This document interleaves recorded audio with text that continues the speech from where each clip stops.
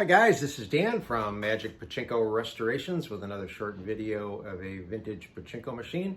If you enjoy these short videos, I would ask that you click on the subscribe button. We're closing in on 850. Would love to see it get up over 1,000. More on that to follow. So that's a good way for you to leave comments, likes, dislikes, whatever. Also, if you have specific questions, the best way to get in touch with me is go to the website, go to the contact page, and leave me either an email or a phone number. Phone number preferably. I do enjoy talking to people. I like the direct communication between me and a potential customer or somebody that I can help. So please do that. Today, this is a 1975 Maruto, and this was this has got kind of an interesting story behind it. The owner of this machine, I'm going to open this up so you can see it a little bit better. The owner of this machine lived in Japan for a while and really took a liking to the sushi bars in Japan. And when he came home, he decided that he was going to open his own sushi bar.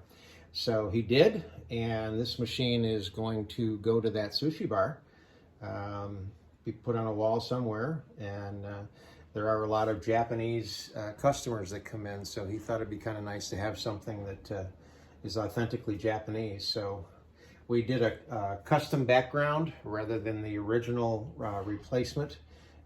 This is a wood block art, it's called. Some of these are really, really pretty. Actually, most of them are. So let me kind of zoom in a little bit and show you the detail. This center attraction's really, really pretty. I repainted the orange and the blue and then used the gold foil to hit the highlights on the butterfly. I think originally it almost had glitter on it or something, but to try to re-glitter it, it was just a little bit beyond my scope of expertise. But these are all re-silvered. Everything obviously comes off, gets cleaned, and so on.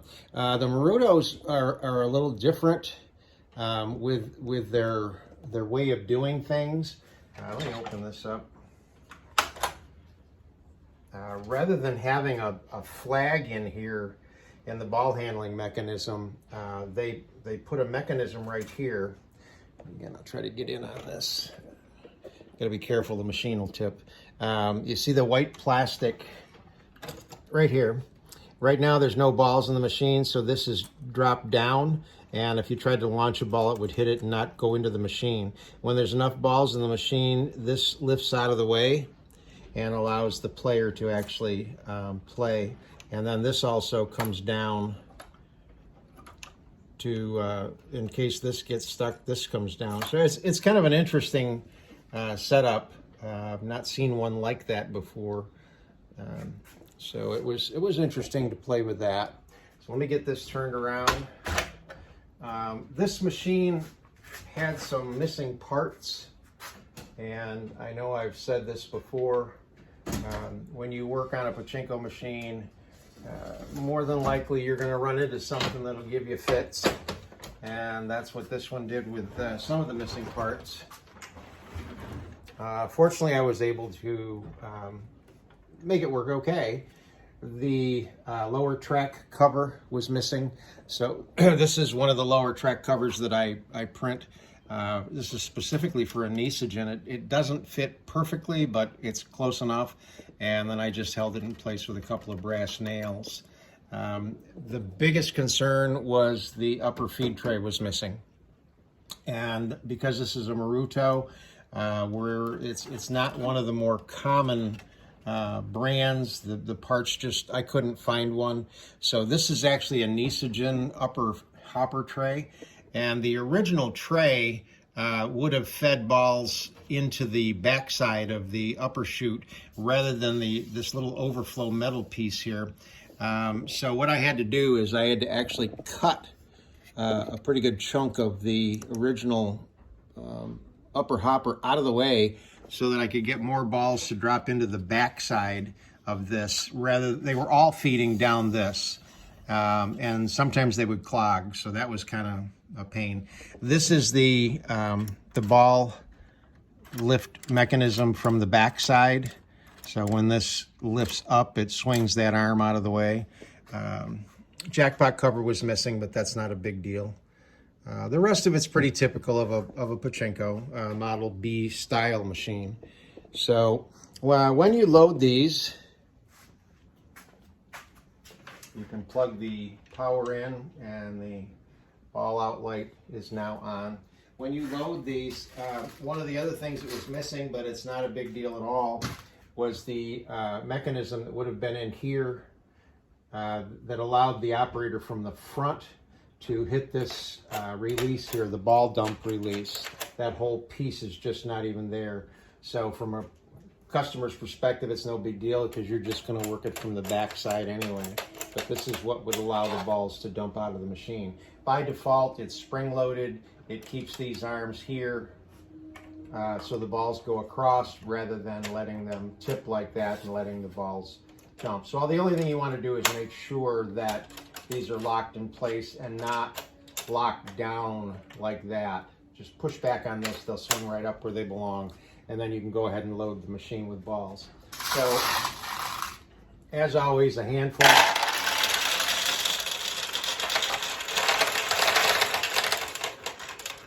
Make sure they flow all the way down to the jackpot.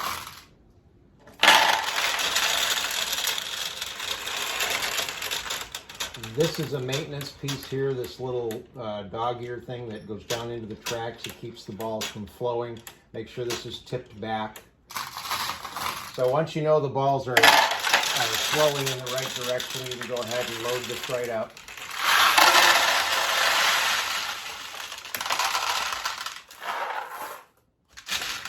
You always want to have the bulk of the balls that you own in the upper feed tray. The only other thing you need to do on a machine like this, which is, again, what we call a Model B, is there's a little push rod right here. You want to push up on that, make sure that the seesaw is up in a position like this rather than tipped down like that. So right now the machine is ready to go. The ball out light is out. The jackpot light is right inside the jackpot chamber. So we'll get this turned around and run some balls through it. One thing, this is going to be mounted in a cabinet. So when you do put this in a cabinet, obviously you get it at the height that you want. You get the cabinet level. And then when you put the machine in, you're going to slide the machine back into the cabinet so that this front edge lines right up with the front edge of your cabinet. And then run a couple of screws up through the bottom. And then what I do is I just run a screw through the cabinet into the wooden frame. But what you want to do is tip this back just slightly. In fact, right now this leans forward just a little bit. I'm just going to make sure it tips back because I didn't put the feet on it. There was no need for the feet because it's going to go into a cabinet. So you want your machines tipped back just a little bit. That ensures that the balls stay against the playfield. So we'll run some balls through this and see what we get.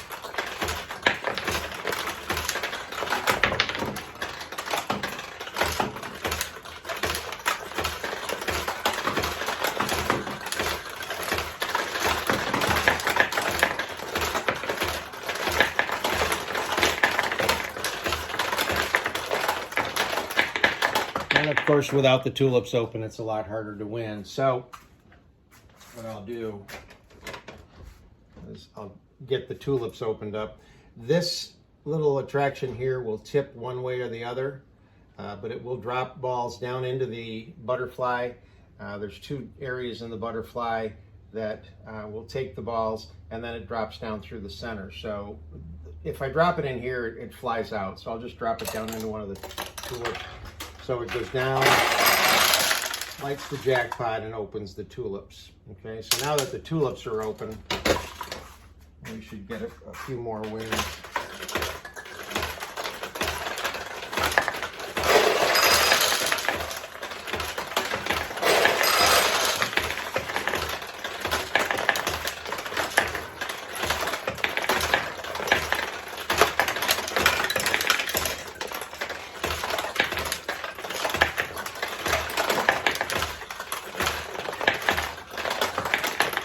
Not one of the easier machines to win on because of the pay pockets. Although I have been successful in dropping balls into the pay pockets. I tweaked the nails so that hopefully you'll win a lot, but obviously you always want to drop down through the center if at all possible. So that's the 1975 Maruto Vintage Pachinko. Hope you like it.